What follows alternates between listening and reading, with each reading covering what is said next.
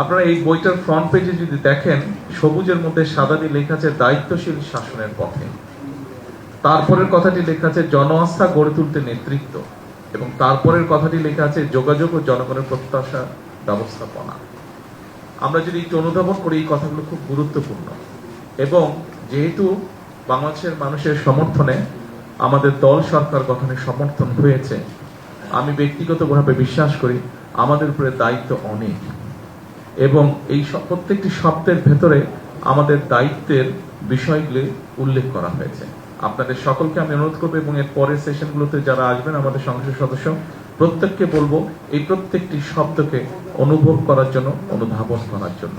আমরা যদি এই শব্দগুলোকে আমাদের রাজনীতিক এবং এই সংসদের মধ্যে এই শব্দগুলোর প্রতিফলনগুলো আমরা বাস্তবায়ন করতে পারি, তাহলে একটি দায়িত্বশীল শাসনের পথ, অর্থাৎ বাংলাদেশের মানুষের যে প্রত্যাশা, যেটি নিয়ে আমরা এতক্ষণ আলোচনা করব, সেটি আমরা কতটুকু পারবো জানি না, অন্তত শুরু আমরা ইনশাল্লাহ করতে পারবো, এইটা আমি বিশ্বাস করি। আপনাদের সকলকে আন্তরিক ধন্যবাদ। আসসালামু আলাইকুম।